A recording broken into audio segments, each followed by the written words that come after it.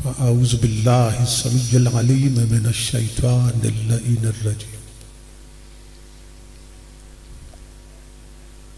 बिस्मिल्लाहिर रहमानिर रहीम।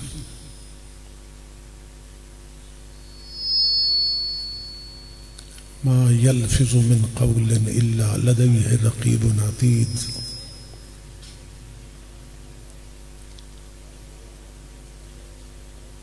सदक़ल्लाहु मौलानल अज़ीम।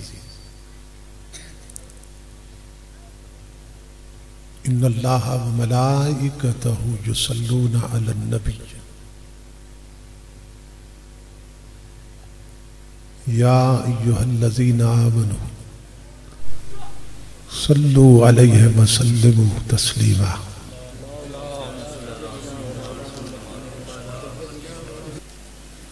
मैं बरादर मोहतरम जनाब हाजी कुर्बान हुसैन गोलडवी साहब का शुक्रगुजार हूँ कि जिनके तवस्सुल से तारीख का तअय्युन हुआ और मैं इस पाकीज़ा मजलिस तक पहुँचा। खुशबख्त और खुश नसीब होते हैं वो लोग जिन्हें अल्लाह रब्बुल इज़्ज़त इस तरह की पाकीज़ा मजालिस में हाज़िरी का शरफ अता करता है।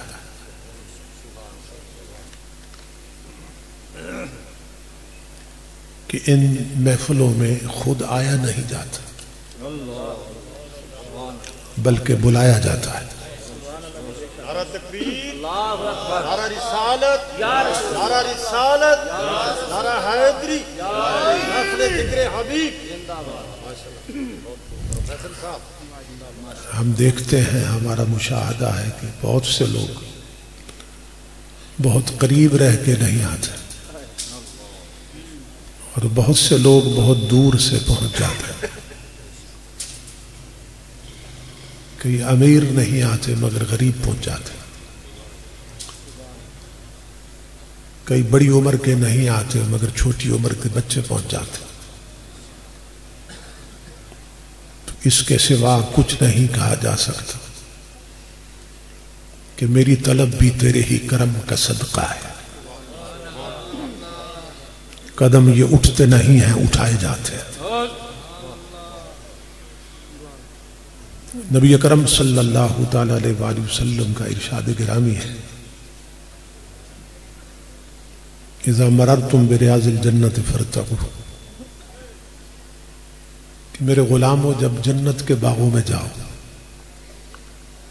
तो फिर अपनी खुराक ले लिया करो। जब जन्नत के बागों में जाओ तो फिर अपनी ग़िज़ा ले लिया करो। असहाब रसूल ने हैरान होकर पूछा, वमा रियाज़ुल जन्नत या रसूल अल्लाह सल्लल्लाहु अलैहि वसल्लम, कि या रसूल अल्लाह सल्लल्लाहु अलैहि वसल्लम, इस दुनिया में वो जन्नत के बाग कौन से हैं? तो नबी अकरम सल्लल्लाहु ताला अलैहि वसल्लम ने इरशाद फरमाया, मजालिसुज़ ज़िक्र, फी रिवायतिन मजालिसुल उलमा। फरमाया मेरी शरीयत के उलमा की महफिलें और अहले ज़िक्र की महफिलें ही जन्नत का बाग होती हैं। तो इस हदीस रसूल के मुताबिक इस वक्त हम जन्नत के बाग में हैं। ये बाग जन्नत है, अगरचे दिखाई नहीं देता मगर इसके बाग जन्नत होने में कोई शक हो सकता है। जब सरकार ने फरमा दिया कि अहले ज़िक्र की मजालिस जन्नत का बाग होती हैं तो फिर शक की क्या गुंजाइश रह गई। तो ये बाग जन्नत है, अगरचे दिखाई नहीं देता। अल्लाह रब्बुल इज़्ज़त दिखा सकता है मगर नहीं दिखाता। वो फरमाता है मैं दिखा के मनवाना ही नहीं चाहता, मैं हर शय अपने हबीब से सुनवा के मनवाना चाहता हूं। अगर देख के माना तो फिर वसीला तुम्हारी आंखें बनेगी और सुन के मानो तो वसीला मेरा रसूल बने। और मैं हम नहीं चाहते कि तुम्हारे हाथ से दामन रसूल छूटने पाए। तो ये बाग़ जन्नत है। आज 15वीं सदी है, जिस मजलिस में हम जैसे गुनाहगार लोग जिक्र रसूल कर लें या अल्लाह का जिक्र कर लें, वो जगह जन्नत का बाग बन जाती है। तो असहाब रसूल और आले रसूल की उन महफिलों और घरों का मकाम क्या होगा कि जहां सिर्फ जिक्र रसूल नहीं होता था, खुद जाते रसूल भी होती थी। कि कोई सहाबी जब हदीस को रिवायत करता है तो यहां से शुरू करता है, रअयतु रसूलल्लाह सल्लल्लाहु अलैहि वसल्लम यक़ूल, कि मैंने हुजूर को देखा, मेरे महबूब यूं फरमा रहे थे। कोई सहाबी बयान करता है, वो कहता है समिअतु रसूलल्लाह सल्लल्लाहु अलैहि वसल्लम यक़ूल, मैंने अपने रसूल को, अपने महबूब को सुना, मेरे महबूब यूं फरमा रहे थे। कोई सहाबी हदीस रिवायत करता है तो कहता है जलस्तु इंद रसूलिल्लाह सल्लल्लाहु अलैहि वसल्लम, कि मैं अपने महबूब के कदमों में बैठा था, मेरे महबूब यूं फरमा रहे थे। मैं महबूब को देख रहा था, मैं महबूब की सुन रहा था, मैं महबूब के पास ही बैठा था, मेरे महबूब यूं फरमा रहे थे। तो ये जुमले असहाब रसूल के सिवा कौन बोल सकता? तो ये बड़ी खुशबख्ती की बात, अल्लाह रब्बुल इज़्ज़त ने इस जिक्र की मजलिस में हाजिरी का शरफ अदा किया।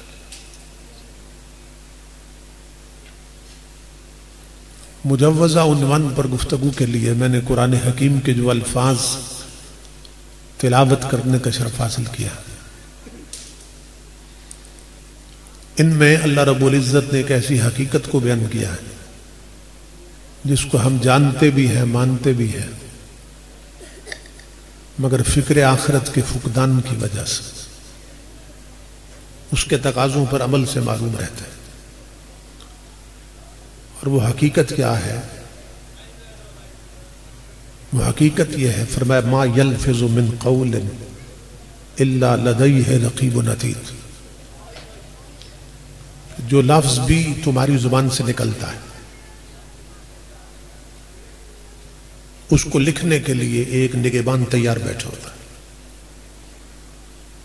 है। कुरान हकीम में अल्लाह ने खबर दी है कि हमारी हर बात लिखी जा रही है, हमारी हर बात की रिकॉर्डिंग हो रही है। जो बोलते हैं वो लिख लिया जाता है, करते हैं वो लिख लिया जाता है।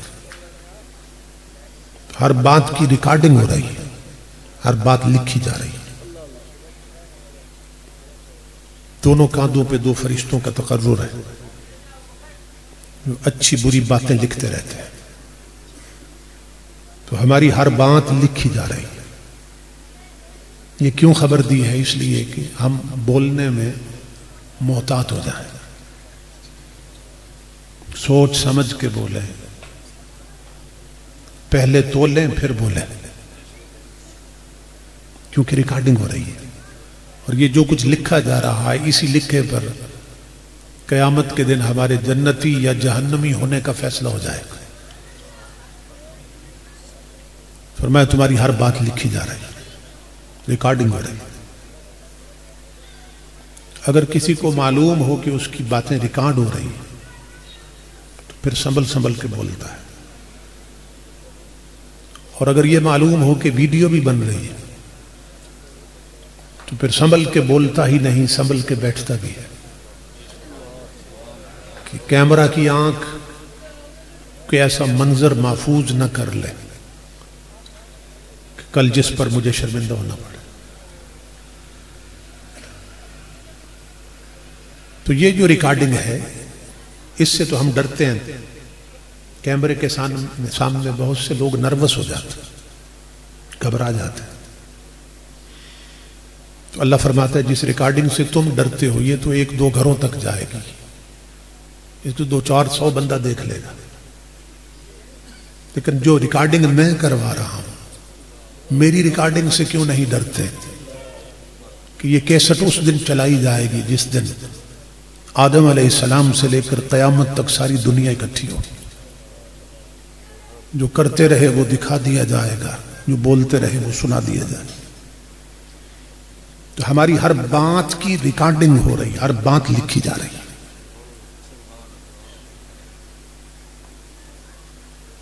इसीलिए बुजुर्गों ने फरमाया है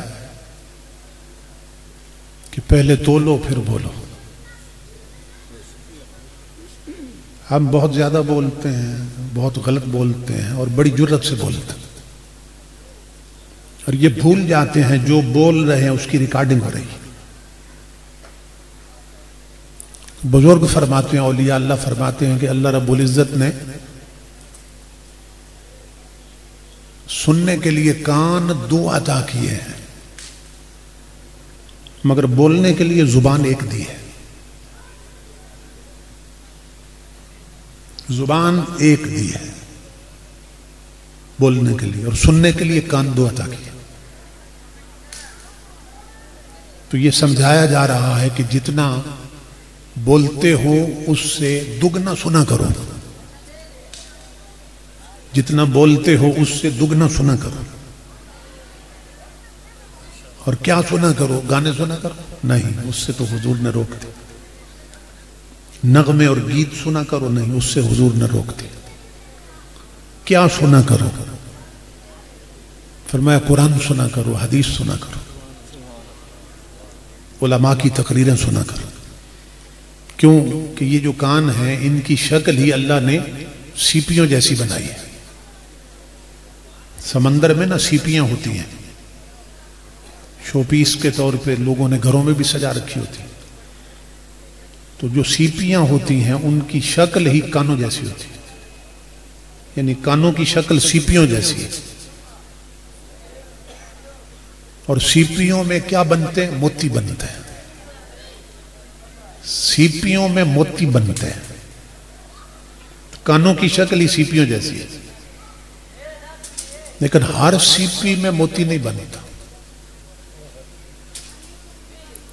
जब बारिश होती है ना तो मौजें उभरती हैं, लहरें उठती हैं समंदर में, तो नीचे से सीपियां ऊपर आ जाती हैं। तो जो सीपी अपना मुंह खोलकर रहमत का कतरा ले लेती है, अपने सीने में लेकर फिर समंदर की तह में चली जाती है, खलवत में चली जाती है। एक वक्त आता है वो कतरा कतरा नहीं रहता, उसके सीने में मोती बन जाता है। तो ये कानों की शक्ल भी सीपियों जैसी है। औलिया अल्लाह फरमाते हैं कि जब उलमा गुफ्तगू करते हैं, कुरान पढ़ते हैं या हदीस पढ़ते हैं या औलिया गुफ्तगू करते हैं, तो रहमत बारिश बनकर वो कतरे इन सीपियों पे उतरते हैं। अब तुम्हारी मर्जी है कि उन्हें जाया कर दो या मोती बना कर ले जाओ। ये कान सीपियों जैसे हैं। अल्लामा इकबाल ने इसी पे कहा है, आगोश सदफ जिसके नसीबों में नहीं है। सदफ कहते हैं सीप को, सीपी को। आगोश सदफ जिसके नसीबों में नहीं है, वो कतरे नीसा कभी बनता नहीं गौहर। वो बारिश का कतरा कभी मोती नहीं बनता कि जिसे सीपी की गोद नसीब नहीं होती है। तो बुजुर्ग फरमाते हैं कि माओं की झोलियां भी सीपियों जैसी होती हैं। माओं की झोलियां भी सीपियों जैसी होती हैं। अब माएं चाहें तो मोती बना दें। मां अगर फातिमा हो तो मोती अलीगुल मुर्तजा जैसा निकलता। मां की झोली अगर सीप का बन जाए, सीप का मंजर पेश करे, तो मां अगर फातिमा हो तो बेटे हसन और हुसैन बनते हैं। मां की झोली अगर सीपी बन जाए तो मां फातिमा हो तो बेटा अब्दुल कादिर जिलानी बनता है। मां की झोली अगर सीपी का काम कर जाए तो मां फातिमा हो तो बेटा मेर अली शाह बनता है। तो माओं की झोलियां भी सीपियों का काम करती, चाहे तो मोती बना दे, चाहे तो जाया कर दे। आगोश सदफ जिसके नसीबों में नहीं है, वो कतरा नीसा कभी बनता नहीं गौहर। वो बारिश का कतरा कभी मोती नहीं बनता कि जिसके नसीबों में सीपी की झोली नहीं होती। हजरत बाबा फरीद गंज शकर रहमतुल्लाह ताला 7-8 साल की उम्र थी, मोहल्ले की औरतें इनकी वालिदा के पास गईं और जाके पूछने लगी, फरीद की मां हमें एक बात का जवाब दे कि तेरा बच्चा हमारे बच्चों जितना है, उम्र एक ही है, मगर इतना फर्क क्यों है कि हमारे बच्चे सारा दिन आवारागर्दी करते, तेरे फरीद को जब देखो मुस्तफ़ा पे दुरूद और सलाम पढ़ता रहता, हमारे बच्चों की रातें सो के गुजर जाती हैं, तेरे फरीद की रातें मुसल्ले पे रो के गुजर जाती हैं। तो फरीद की मां इतना फर्क क्यों है? आपकी आंखों में आंसू आ गए। फरमाया, इसमें सहेलियों सिर्फ फरीद का कमाल नहीं, थोड़ी सी मेरी मेहनत भी शामिल। उन्होंने कहा, कौन सी मेहनत है?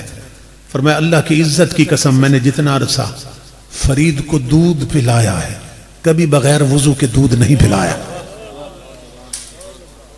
फरमाया, ये तन्हा फरीद का कमाल नहीं, उस मुकद्दस दूध का कमाल है जो फरीद की रगों में गर्दिश कर रहा है। तो माए अगर सीपी का काम करें, उनकी झोलियां सीपी बन जाए, तो फिर मोती निकलते हैं, फिर अल्लाह के वली पैदा होते हैं, फिर हुजूर के आशिक पैदा होते हैं। तो ये कानों की शक्ल ही अल्लाह ने सीपियों जैसी बना दी। इसीलिए बुजुर्ग फरमाते हैं कि हम जितनी भी गुफ्तगू करते हैं वो 4 किस्मों में से किसी एक किस्म पे मबनी होती है। जितने भी हम गुफ्तगू करते हैं, या तो ऐसी बात करते हैं जिसके करने का ना फायदा होता है ना नुकसान होता है, तो ऐसी बात करने से शरीयत ने मना कर दिया कि जिस बात के करने का ना फायदा है ना नुकसान है, ऐसी बात मत करो। और दूसरी किस्म यह है कि ऐसी बात करना कि जिससे फायदा भी हो नुकसान भी हो, तो शरीयत ने ऐसी बात से भी मना कर दिया कि जिस बात से फायदा भी हो नुकसान भी हो, पर मैं ऐसी बात भी मत करो। और तीसरी किस्म है ऐसी बात करना जिससे नुकसान ही नुकसान होता है, तो फरमाया ऐसी बात भी मत करो। और चौथी किस्म है कि जिस बात के करने से फायदा ही फायदा होता है, तो बुजुर्ग फरमाते हैं, औलिया अल्लाह फरमाते हैं कि अगर ऐसी बात आती है तो करो, वरना खामोश रहो। क्यों? इसलिए कि रिकॉर्डिंग हो रही है। अगर ऐसी बात आती है कि जिसके करने से फायदा ही फायदा होता है, तो ऐसी बात आती है तो करो, वरना चुप रहो। चुप कर मेरे अलिए जानियो बोलन, क्योंकि रिकॉर्डिंग हो रही है। और इसी रिकॉर्डिंग पर कल कयामत के दिन जन्नती या जहन्नमी होने का फैसला हो जाए। जिन लोगों को ये याद रहता था ना कि बातें रिकॉर्ड हो रही हैं, बातें लिखी जा रही हैं, उनका हाल ये था कि हुजूर सैयदना सिद्दीक़ अकबर जैसी शख्सियत आप मुंह में पत्थर रखते थे। पत्थर रखना मुंह में इंसान की आदत नहीं है, तो जब आदत से हट के कोई काम करता है तो फिर उसे याद रहता है कि मैंने ये क्यों किया है। तो मुंह में पत्थर रखते थे ताकि याद रहे कि बोलना नहीं है, और बोलना है तो फिर पहले तोलना है फिर बोलना है। हुजूर सैयदना सिद्दीक़ अकबर जैसी शख्सियत मुंह में पत्थर रखते थे। ये अल्लाह का खौफ था, ये खशियत इज़्ज़ी थी, ये उनका तक़वा था। उनका मकाम क्या था कि नबी अकरम सल्लल्लाहु ताला अलैहि वसल्लम फरमाते हैं कि मेरी मजलिस में जिब्राइल अमीन बैठे होते हैं, तो हुजूर फरमाते हैं कि मैं देखता हूं कि जो भी सहाबी आए ना, जिब्राइल अमीन बैठे रहते हैं, लेकिन जब मेरा सिद्दीक आता है तो इमाम उल अंबिया फरमाते हैं जिब्राइल अमीन उठ के सिद्दीक का इस्तिकबाल करते हैं। तो इतनी बड़ी हस्ती है, इतना बड़ा मकाम है, मगर मुंह में पत्थर रखते थे इस खौफ से कि बोलना नहीं है, और अगर बोलना है तो पहले सोचना है, तोलना है, फिर बोलना है। मुंह में पत्थर रखते थे। हजरत अब्दुल्ला इब्ने मसूद हुजूर के सहाबी हैं, जलीलुल कदर सहाबी, फुकहा और उलमा सहाबियों में से हैं। ये भी मुंह में पत्थर रखते थे ताकि याद रहे कि बोलना नहीं है। क्यों? इसलिए कि रिकॉर्डिंग हो जाएगी, लिख लिया जाएगा। मुंह में पत्थर रखते थे। मकाम क्या था? हजरत अब्दुल्ला इब्ने मसूद का कद इतना छोटा था कि बाकी असहाबे रसूल बैठे होते थे, हजरत अब्दुल्ला इब्ने मसूद खड़े होते तो बराबर लगते थे। कद इतना था, लेकिन मकाम कितना था कि एक दिन खजूर के दरख्त पे चढ़े खजूरें तोड़ने के लिए। हवा चल रही थी, तो हवा का झोंका आया और आपकी पिंडली से ना चादर हट गई, कपड़ा हट गया। तो कद बहुत छोटा था, तो पिंडलियां तो और बहुत छोटी थी। तो नीचे कुछ लोग बैठे थे, वो छोटी छोटी पिंडलियां देख के ना इशारे करके हंसने लग गए। वो हंस ही रहे थे कि बनने पर इमामुल अंबिया तशरीफ ले आए। तुम्हारे मेरे नबी तशरीफ ले आए। इमामुल अंबिया ने उन्हें हंसते हुए देख के फरमाया, लोगों, अल्लाह की इज्जत की कसम, जिस अब्दुल्ला की छोटी पिंडलियां देख के हंस रहे, ये मेरे रब को इतना प्यारा लगता है कि अगर कोई शख्स ओहद पहाड़ के बराबर सोना खैरात कर दे, ओहद पहाड़ के बराबर सोना खैरात कर दे, तो वो सोना मेरे रब को इतना प्यारा नहीं लगता जितनी अब्दुल्ला की पिंडलियां प्यारी लगती थी। ये मकाम था हजरत अब्दुल्ला बिन मसूद का। और खौफ खुदा कितना था, तकवा कितना था, खशियत इज़्ज़त कितनी थी कि मुंह में पत्थर रखते थे कि याद रहे कि पहले तोलना है फिर बोलना है। इसलिए कि रिकॉर्डिंग हो रही है, हर बात लिखी जा रही है। इंसान जब ज्यादा बोलता है ना, तो फिर बोलते बोलते बड़ बोलने लग जाता है, यानी बड़े बोल बोलने लग जाता है। और जब बड़े बोल बोलता है तो फिर मारा जाता है। कुरान हकीम में अल्लाह रब्बुल इज्जत ने एक बड़ बोलने वाले का जिक्र किया। जब तक बोलता रहा उसे फरिश्तों का हेड बनाए रखा। कौन? जिसको हम शैतान और इबलीस कहते हैं। ये शैतान और इबलीस बनने से पहले ये फरिश्तों का उस्ताद था, फरिश्तों का हेड था, और उन्हें दर्से तौहीद देता था। 6 करोड़ बरस तक इसने सजदे किए थे। मुफस्सिरीन लिखते हैं 6 करोड़ बरस तक इसने रब को सजदे किए थे। इतने सजदे किए थे कि अगर इसके सजदे जमीन पर रख दिए जाएं, बखेर दिए जाएं, तो किसी और के सर रखने की जगह न रहे। इतनी इबादत की थी, इतने सजदे किए थे। और 18,000 साल तक बैतुल मामूर का तवाफ किया था। इस तरह नीचे काबा शरीफ, ये हमारा खाकियों का किबला है ना, इसी तरह 7वां आसमानों से ऊपर बैतुल मामूर है, वो नूरियों का किबला है। तो इसने 18,000 साल तक बैतुल मामूर का तवाफ किया था और 6 करोड़ बरस तक इसने सजदे किए थे। इतना बड़ा आबिद व जाहिद। लेकिन अल्लाह रब्बुल इज्जत ने जब फरमाया उसजुदू ले आदम, आदम को सजदा करो अलैहिस्सलाम, तो कुरान कहता है फसजदल मलाइकतु कुल्लुहुम अजमऊना इल्ला इब्लीस,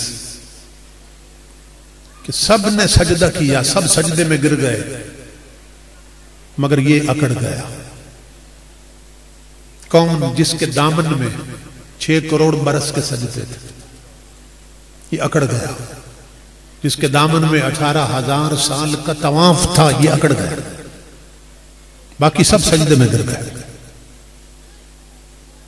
फसजदल मलाइकतु कुल्लुहुम अजमऊन इल्ला इब्लीस, कुरान कहता है सब सजदे में गिर गए, ये अकड़ गए। जब इसने सजदा नहीं किया तो अल्लाह रब्बुल इज्जत ने पूछा, तूने सजदा क्यों नहीं किया? अब बड़ बोलने लग गया। पहले सिर्फ बोलता था ना, अब बड़ा बोल बोला। और क्या कहने लगा? कहने लगा आना, बात ही अना से शुरू। कहने लगा आना खैरुम मिन्हु, मैं इससे बेहतर हूं। कुरान में है, ये कहने लगा मैं, बात ही मैं से शुरू की, इस मैंने मरवा दिया इसको। कहने लगा आना खैरुम मिन्हु, मैं आदम से बेहतर हूं। हजरत गौस अली पानीपती रहमतुल्लाह ताला अलैह, अल्लाह के वली गुजरे हैं, बड़ी खूबसूरत बात की। आप फरमाते हैं इसने कहा था ना अना खैरुम मिन्हु, कि मैं आदम से खैर हूं, आदम से बेहतर हूं। तो आप फरमाते हैं खैर तो खैर ही थी, लेकिन इसने खैर के साथ अना लगा के ना उसको भी शर बना दिया। मैं निकला मुंह से, मैं आदम से बेहतर हूं। और बेहतरी की दलील क्या दी? कहने लगा खलकतनी मिन नार व खलकतहु मिन तीन, कि मुझे तूने आग से बनाया, आदम को मिट्टी से बनाया। मुझे तूने आग से बनाया, आदम को मिट्टी से बनाया। आग लतीफ होती है, मिट्टी कसीफ होती है। यहां तक बात इसकी ठीक थी कि ये आग से बना था, आदम अलैहिस्सलाम मिट्टी से बना था। और आग लतीफ होती है और मिट्टी कसीफ होती है, यहां तक बात थी। लेकिन उससे जो इसने नतीजा निकाला ना, उसमें गलती कर गया। खैर होने का, आदम से बेहतर होने का नतीजा कैसे निकाला? कहने लगा मैं आग से हूं और आदम मिट्टी से बने। और आग को जब जलाते हैं ना, तो आग का रुख बुलंदी की तरफ होता है। आग माइल बुलंदी होती है, बुलंदी की तरफ जाती है। और मिट्टी को आप हाथ में पकड़कर यूं छोड़ दें तो मिट्टी नीचे जाती है, पस्ती की तरफ। तो नतीजा क्या निकाला? मैं आग से हूं जो ऊपर जाती है, बुलंदी की तरफ। मैं बुलंद हूं, आदम मिट्टी से हैं जो नीचे जाती है, पस्ती की तरफ, इसलिए वो मुझसे नीचे हैं। तो मैं ऊपर वाला होके, बुलंद होके नीचे वाले को सजदा कैसे कर सकता? ये नतीजा निकाला इसने अपनी बेहतरी का, कि मैं आदम से बेहतर हूं। अल्लाह रब्बुल इज्जत ने बदले में कोई दलील नहीं दी, कुरान उठाई है। इसी की दी हुई दलील से इसका बेड़ा गर्क कर दिया। अल्लाह रब्बुल इज्जत ने फरमाया नादान, तूने 6 करोड़ बरस तक सजदे किए, तुझे मेरी बारगाह का कानून ही समझ नहीं आया। तूने 18,000 साल तक तवाफ किया, तुझे मेरी बारगाह का कानून ही समझ नहीं आया। तू ये समझता रहा जो बुलंदी की तरफ होता है वो बुलंद होता है, जो पस्ती की तरफ होता है वो नीचे होता है। फरमाया मेरी बारगाह का कानून ये है, जो सर उठाए सर कलम कर देते हैं, जो सर झुकाए उसका सर बुलंद कर देते हैं। फरमाया तुझे मेरी बारगाह का कानून ही समझ नहीं आया। मेरी बारगाह का कानून ये है, जो सर झुकाए सर बुलंद कर देते हैं, जो सर उठाए उसका सर कलम कर देते हैं। यहां झुकने वाले इज्जतें पाते हैं, अकड़ने वाले उखेड़ दिए जाते हैं।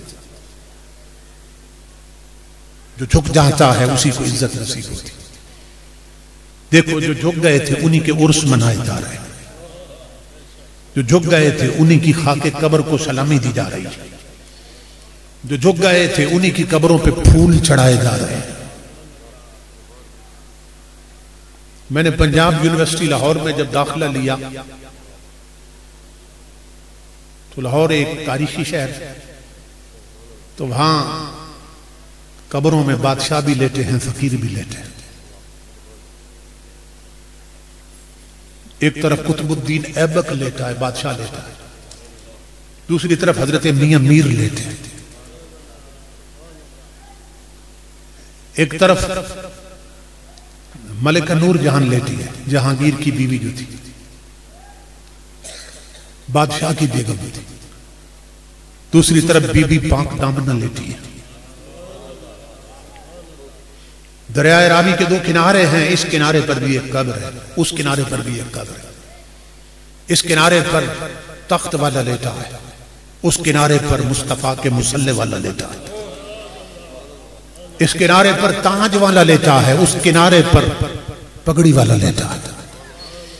इस किनारे पर जहांगीर लेटा है, उस किनारे पर दाता मेरे मुस्तफा का फकीर लेटा है। इधर मकबरा जहांगीर है, उधर हुजूर दाता का मजार है। तो हम एक ही दिन दोनों जगह पे गए थे। जब मैं मकबरा जहांगीर पे गया तो लान में गधे और कुत्ते फिर रहे थे, और जब दाता मजार पे गए तो वहां मुस्तफा का कुरान पढ़ा जा रहा था। ना अमीरों के ना वजीरों के दिए जलते रहे फकीरों के, ना अमीरों के ना वजीरों के दिए जलते रहे फकीरों। तो जो झुक जाते हैं उन्हीं की कब्रों को सलामी दी जाती है। 2 जर्नैल मर गए, 2 जर्नैल।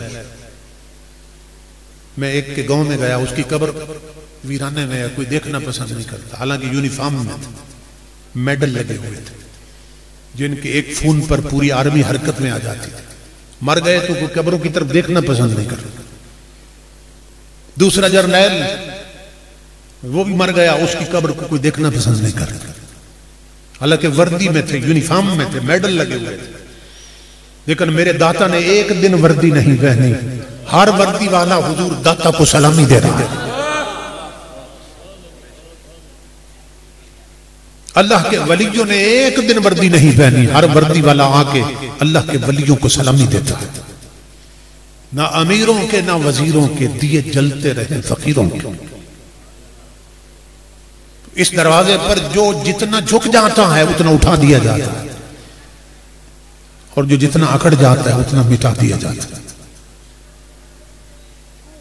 बुजुर्गों ने मिसाल दी है, आंधियां चलती हैं ना, झक्कड़ चलते हैं, तो हम देखते हैं बड़े बड़े तनावर दरख्त जड़ों से उखड़ जाते हैं, सड़कें बंद हो जाती हैं। क्यों जी? दरख्त उखड़ गया, रात को आंधी चली।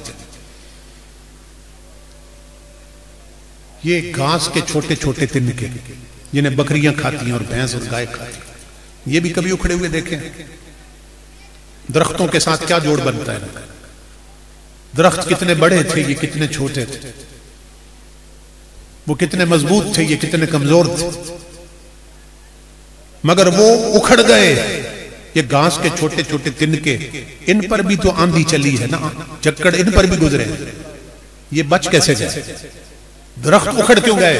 तो औलिया अल्लाह फरमाते हैं जो उखड़े हैं वो अकड़े थे, उन्होंने गर्दनें तानी थी, उनमें इन्हिराफ था, सरकशी थी, तमर्रुद था दरख्तों में। तो जिन्होंने हवाओं से टक्कर ली थी, जो अकड़े थे वो उखड़ गए। आंधियां इन तिनकों पर भी आई हैं, मगर इन्होंने छोटा सा काम कर लिया। क्या? कि आंधी इधर से उठी तो इधर झुक गए, चक्कर इधर से उठा तो इधर झुक गए। तो औलिया अल्लाह फरमाते हैं गौर कर, अकड़ने वाले उखड़ते रहे, झुकने वाले बचते रहे। तो जो झुक जाते हैं वही बच जाते हैं। मन तवादा लिल्लाह फकद रफ़अहुल्लाह। इमामुल अंबिया फरमाते हैं कि जो अल्लाह के लिए जितना झुक जाता है, अल्लाह रब्बुल इज्जत उसे उतना बुलंद कर देता है। तो यहां झुकने से इज्जतें मिलती हैं, अकड़ने से उखेड़ दिए जाते हैं। हजरत अब्दुल वाहिद बिन ज़ैद एक अल्लाह के वली गुजरे हैं, 3 रात तक मुतवातिर अल्लाह की बारगाह में अर्ज करते रहे, मौला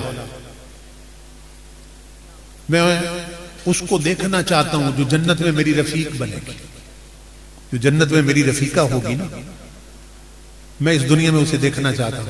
तो ख्वाब में अल्लाह रब्बुल इज्जत ने इशारा दिया कि मुल्क शाम की फुला जगह पे जाएं, गांव में। तो वहां जो हजरत मैमूना हबशन है ना, वो जन्नत में आपकी रफीका होगी। हबशन काले रंग की मैमूना हबशन, हजरत मैमूना हबशन, वो जन्नत में आपकी रफीका होगी। आप देखने के लिए चले गए उस इलाके में। आबादी में गए, वहां पूछा यहां कोई अल्लाह की वलिया हजरत मैमूना रहती हैं? उन्होंने कहा कि यहां हजरत मैमूना तो कोई नहीं रहती, एक पागल सी औरत है मैमूना नाम की, बकरियां चराती है जंगल में बकरियां चराती है। आबादी में आए तो बच्चे पत्थर मारते हैं, फिर भाग जाती है जंगल की तरफ। हमारे गांव में तो सिर्फ वो एक पागल सी औरत है जो मैमूना नाम, हजरत मैमूना कोई नहीं अल्लाह की वलिया वगैरह। तो आप जंगल की तरफ चल पड़े।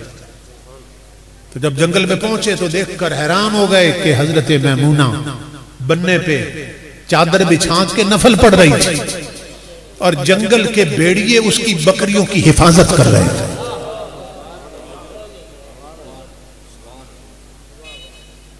देखकर हैरान हो गए, मैमूना नफल पढ़ रही है और जंगल के भेड़िए बकरियों की हिफाजत कर रहे हैं। पास बैठ गए। जब हजरत मैमूना ने सलाम फेरा तो इन्होंने कहा अस्सलाम वालेकुम। उन्होंने कहा वालेकुम अस्सलाम या अब्दुल वाहिद। कहा अब्दुल वाहिद तुझे भी सलाम है। ये हैरान हो गए कि ये जिंदगी की पहली मुलाकात, मैं इस इलाके में कभी नहीं आया, तू इससे मुलाकात नहीं हुई, मैमूना तुझे मेरा नाम किसने बताया? हजरत मैमूना हंस पड़ी, फरमाया जिसने भेजा है उसी ने बताया।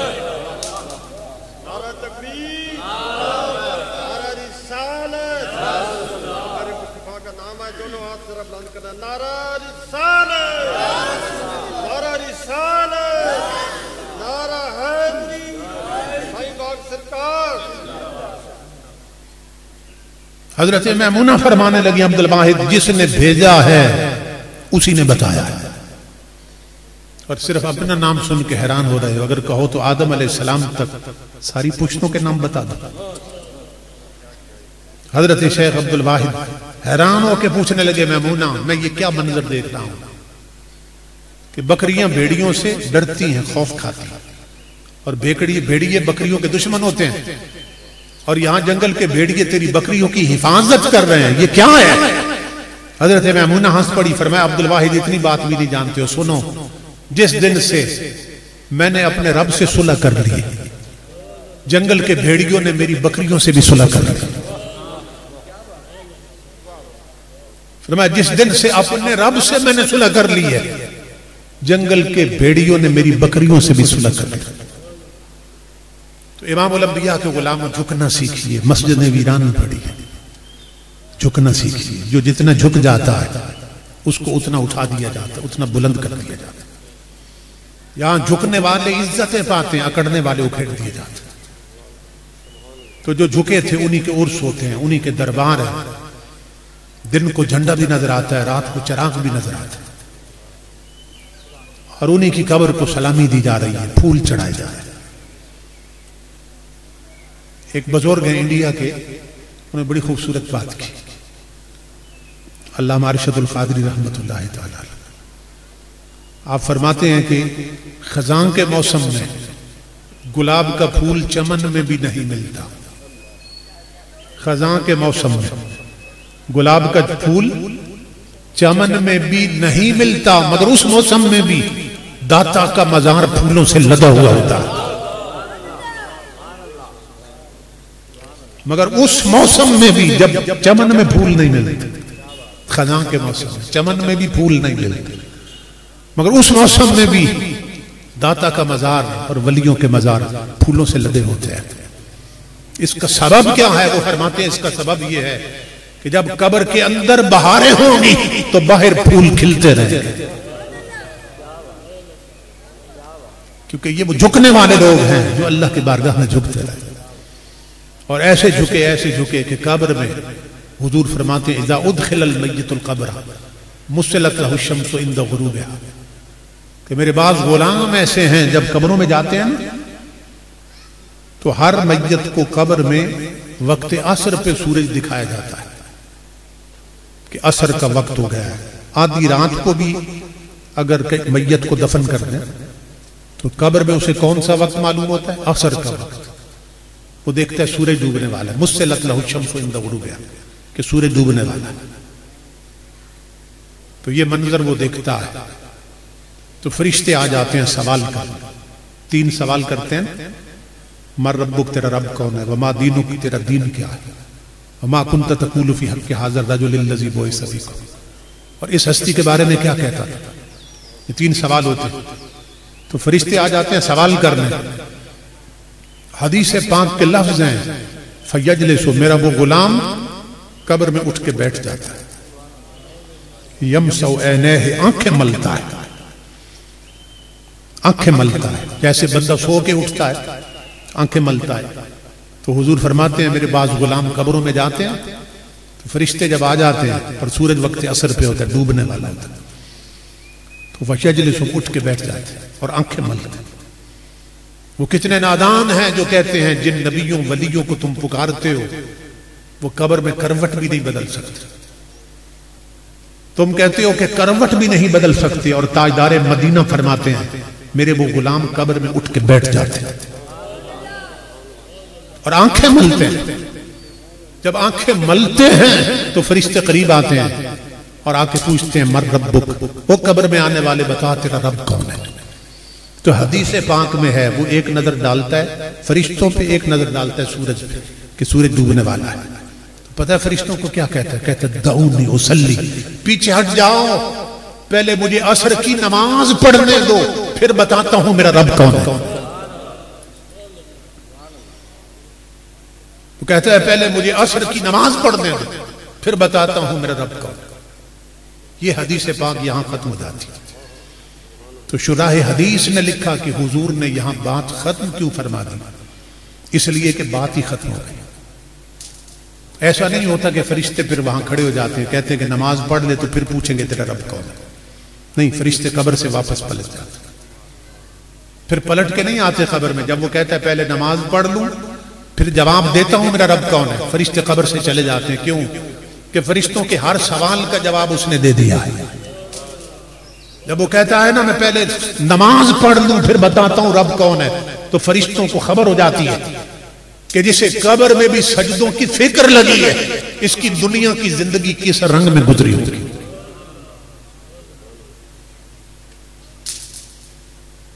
तो अब तवज्जो फरमाइए, वो लोग जो क्रिकेट मैच के लिए जुमा छोड़ देते हैं वो कब्र में कह सकेंगे कि पहले नमाज पढ़ लो? घरों में वो माएं बहनें बेटियां जो टीवी पर ड्रामा नहीं छोड़ती, रब के सजदे छोड़ देती हैं, वो कह सकेंगे कि पहले नमाज पढ़ लो? वो जवान जो टच मोबाइलों पर आंखों की बदकारी में मुब्तला रहते हैं, कानों की बदकारी में मुब्तला रहते हैं, वो कह सकेंगे कि पहले नमाज पढ़ लो? वो बूढ़े बूढ़े लोग जो अड्डों और होटलों पे ताश की बाजी नहीं छोड़ते, रब के सजदे छोड़ देते हैं, क्या वो कह सकेंगे कि पहले नमाज पढ़ ले? तो ये वही कहेंगे जिन्हें हर वक्त सजदों की फिक्र रहती है, जिनकी पेशानियों में सजदों का नूर भरा होता, जिनकी पेशानियां अल्लाह के हुजूर झुकी रहती हैं। इमामुल अंबिया के गुलाम, उन्हीं की अजमतें बढ़ाई जाती है, उन्हीं को बुलंदियां अता की जाती है। तो इस दरवाजे पर जो जितना झुक जाता है उतना उठा दिया जाता है। तो हमारी हर बात की रिकॉर्डिंग हो रही है, हर बात लिखी जा रही है। तो अगर बुरा बोलेंगे तो उसकी सजा मिलेगी, और अच्छा बोलेंगे तो क्या होगा? हदीस पाक में है कि जब भी कोई कलमा खैर अपनी जुबान से निकालता है ना, अच्छे लफ्ज बोलता है, तो उसके अल्फाज मुंह से निकलते ही अल्लाह की रहमत के फरिश्ते बन जाते हैं, और वो फरिश्ते जमीन और आसमान के दरमियान महवे परवाज रहते हैं। जब वो मेरा गुलाम इस दुनिया से चला जाता है तो उसकी अच्छी बातों से जितने फरिश्ते बने होते हैं तो सब उसकी कब्र पर इकट्ठे हो जाते हैं, और कयामत तक वो फरिश्ते उसकी कब्र पर उसकी बख्शिश की दुआएं मांगते रहते हैं। हम जो अच्छी बातें करते हैं ना, अच्छी बातों से रहमत के फरिश्ते बनते चले जाते हैं। इमामुल अंबिया के गुलाम, एक आखिरी हदीस अर्ज करता हूं कि ये 2 फरिश्ते जो कानों पे हैं, इनकी ड्यूटी क्या है? ड्यूटी ये है कि इंसान के अच्छे बुरे अमल लिखते रहे, अच्छी बुरी बातें लिखते रहे। जो दाएं कांधे पे फरिश्ता है, ये अच्छे अमल लिखता है, जो बाएं पे ये बुरे अमल लिखता है और बुरी बातें लिखता है। तो जब इंसान फौत हो जाता है ना, तो ये फरिश्ते फारिग हो जाते हैं, क्योंकि अमल की दुनिया से वो निकल गया। ये दुनिया दारुल अमल है, अब उसके अमाल खत्म हो गए, चूंकि वो फौत हो गया, मर गया, तो ये फरिश्ते फारिग हो जाते हैं। तो उलमा से पूछिए ये फारिग होके फिर कहां जाते हैं? हदीस पाक में है, ये फरिश्ते अल्लाह की बारगाह में अर्ज करते हैं, मौला जिसके कांधों पे हमारी ड्यूटी लगी थी, वो बंदा तो फौत हो गया, उसके अमल का जमाना खत्म हो गया, तो हम फारिग हो गए, तो क्या आसमानों में आ सकते हैं? अल्लाह रब्बुल इज्जत फरमाता है, आसमान मेरे फरिश्तों से भरे हैं। तो ये फरिश्ते अर्ज करते हैं, मौला फिर जमीन पे रह सकते हैं? अल्लाह रब्बुल इज्जत फरमाता है, आबादियां मेरे बंदों से भरी हैं। तो ये दोनों फरिश्ते करामन कातिबीन ये अर्ज करते हैं, मौला ना आसमानों में रह सकते हैं ना आबादियों में, फिर हम कहां जाएं? अल्लाह रब्बुल इज्जत फरमाता है, तुम्हें मैं जगह बताता हूं कहां जाएं। तो हदीस के लफ्ज हैं, तुम्हारे मेरे नबी फरमाते हैं, उन दोनों फरिश्तों को अल्लाह फरमाता है, कूमा अला कब्र अब्दी फसब्बिहानी वहल्लदानी वकब्बिरानी इला यौमिल क़ियामत वक्तुबाहु लिअब्दी। फरिश्तों ऐसा करो, मेरे उसी बंदे की कब्र पर चले जाओ और कयामत तक उसकी कब्र पे खड़े होकर कलमे का विर्द करते रहो। करामन कातिबीन उसी बंदे की कब्र पे चले जाओ और कयामत तक उसकी कब्र पे खड़े होकर कलमे शरीफ का विर्द करते रहो, तकबीर पढ़ते रहो, तहलील पढ़ते रहो, ला इलाहा इल्लल्लाह पढ़ते रहो, तस्बीह पढ़ते रहो, सुभान अल्लाह पढ़ते रहो, तकबीर पढ़ते रहो, अल्लाहु अकबर पढ़ते रहो। और ऐ फरिश्तों, मैं तुम्हें हुक्म देता हूं, कयामत तक उसकी कब्र पे खड़े होके कलमे का विर्द तुम करते रहो और सारा सवाब मेरे उस बंदे के खाते में डालते जाओ। वो जो मुस्तफा का गुलाम फौत हो गया है, कलमे का विर्द तुम करो, तस्बीह तुम पढ़ो, तकबीर तुम पढ़ो और सारा सवाब मेरे उस बंदे के खाते और नामा अमाल में डालते। तो फरिश्ते उसकी कब्र पे खड़े रहते हैं कयामत तक और जिक्र करते हैं, कलमे का विर्द करते हैं। इससे साबित हुआ कि अल्लाह के वलियों के कब्रों पे जाना ये शिर्क व बिदअत नहीं, मासूम फरिश्तों की सुन्नत। और वलियों के मज़ारात पे आके जिक्र करना अल्लाह का, ये शिर्क व बिदअत नहीं, ये फरिश्तों की सुन्नत है। और जिक्र करके ईसाले सवाब करना वलियों को, ये शिर्क व बिदअत नहीं, ये मासूम फरिश्तों की सुन्नत। फरिश्ते जो कुछ पढ़ते हैं कयामत तक सारा सवाब उस बंदे के नामा अमाल में डालते जाते। एक आखिरी बात अर्ज कर रहा हूं, इसको मौलाना अशरफ अली थानवी साहब ने भी लिखा कि वसल मरहूम एक इल्मी हल्कों में जानी पहचानी शख्सियत, वो बयान करते हैं वसल बिलग्रामी कि मैं थानवी साहब के साथ था, उनके दांतों में तकलीफ थी, लाहौर में इलाज के लिए आए। एक हफ्ता या 2 हफ्ते रहे लाहौर में। तो थानवी साहब एक दिन कहने लगे कि आओ लाहौर की सैर करते हैं।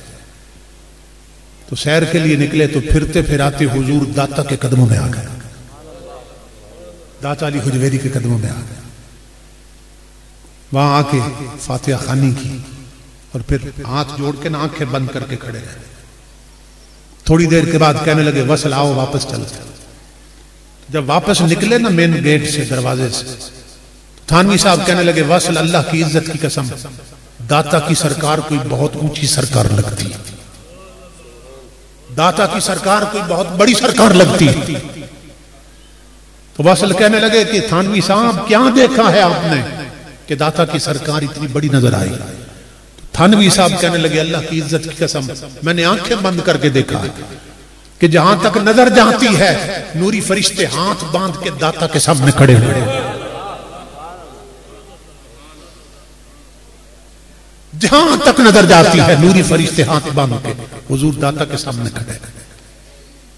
ये कौन से फरिश्ते हैं? दाता साहब ने जिंदगी भर जो रब का नाम जपा, जो तबलीग दीन की थी, जो कलमा खैर कहते रहे, वो फरिश्ते बनते चले गए और वो कयामत तक हुजूर दाता के कदमों में खड़े होकर जिक्र कर रहे हैं और वो सारा सलाम दाता की बारगाह में पेश कर रहे हैं। तो मेरे भाइयों, दोस्तों, ये अल्लाह के वलियों की और हमें बताते हैं कि जो अल्लाह की बारगाह में झुकते हैं वही इज्जतें और अजमतें पाते हैं, जो अकड़ते हैं वो खेड़ दिए जाते हैं। इसलिए झुकना सीखिए, मस्जिदें आबाद कीजिए, अपने पांव को मस्जिदों के रास्तों पे चलने का आदी बनाए, अपनी पेशानियों में सजदों का नूर भरे, अपने बच्चों की घुट्टी में सबसे पहले मोहम्मद अरबी का कुरान रख दे। घरों के मुसल्ले वीरान पड़े हैं, माओ बहनों बेटियों, मुसल्लों पे झुकना सीखो। तो जो जितने झुकते हैं उतने उठा दिए जाते हैं, जो अकड़ते हैं वो मिटा दिए जाते हैं। अब देख लें, जो अकड़े थे वो मिट गए, जो झुके थे आज उनकी कब्रों को भी सलामी दी जा रही है। अल्लाह रब्बुल इज्जत हुज़ूर सल्लल्लाहु अलैहि वसल्लम के तवस्सुल से हमें हकायक को समझकर मानने की और अमल की तौफीक अता फरमाए और इन वलियों के फुयूजात और इनकी बरकतें हमें और हमारी आने वाली नस्लों को क़यामत तक नसीब होती रहे। मैं अपने मोहतरम भाई हाजी कुर्बान हुसैन गोलड़वी साहिब का बहुत शुक्रगुजार हूँ कि जिनके तवस्सुल से यहाँ हाजिर हुआ, मशाइख और उलमा की ज़ियारत भी की, दरबार शरीफ पे भी हाजिरी हो गई। अल्लाह रब्बुल इज्जत सबका आना कबूल फरमाए और सबको सजदों की फिक्र नसीब करे। वमा अलैना इल्लल बलाग।